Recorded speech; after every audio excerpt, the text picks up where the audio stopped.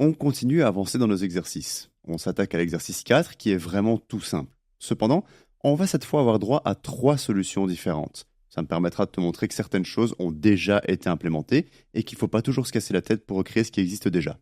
Donc l'idée ici, c'est de calculer la longueur de l'hypoténuse d'un triangle rectangle à l'aide de la formule de Pythagore. Pour rappel, la formule de Pythagore, c'est C égale racine carrée de A carré plus B carré. Pour les valeurs de A et B, tu peux utiliser respectivement 3 et 4. Si tu as l'habitude, tu pourrais même le faire dans ta tête. Comme d'habitude, je te laisse 5 secondes pour mettre pause et essayer de ton côté.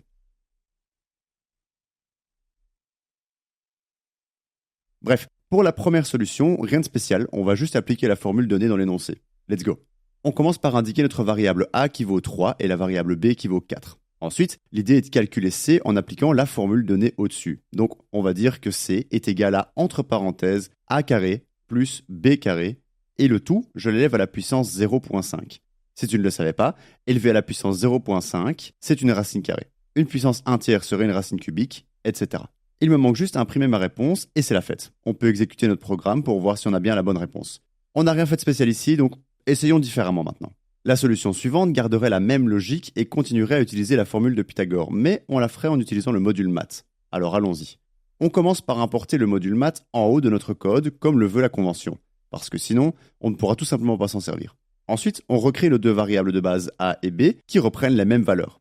Et cette fois, le calcul de C se fera un peu différemment. On va utiliser la fonction SQRT du module math. SQRT signifie square root, qui en français signifie racine carrée. Donc il suffit de coder math.sqrt et mettre entre parenthèses A carré plus B carré. De cette façon, on retire une puissance 0.5 un peu moche de notre code. Comme d'hab, tu affiches bien la réponse et tu penses bien à vérifier que ton programme fonctionne. C'est important. Et que dirais-tu de faire encore plus simple? Parce que oui, on peut. Je vais juste faire un peu de place et retirer la première solution. Cette méthode va juste nous forcer à utiliser le module math un peu différemment encore. Bref, essayons quelque chose d'autre. Encore une fois, pas de surprise, on doit placer nos variables A et B. Leurs valeurs n'ont toujours pas changé. Ensuite, on va utiliser la fonction hypote du module math. Et la fonction hypote, elle a justement pour objectif d'utiliser le théorème de Pythagore. Parce que oui, il a déjà été codé dans ce module en fait. Au final, il te suffit de coder math.hypote avec entre parenthèses A et B et ça va directement te donner la solution. Stylé, non? Oublie pas d'imprimer la solution et pour vérifier, d'exécuter ton programme. Tu peux voir que, encore une fois, on a la même réponse.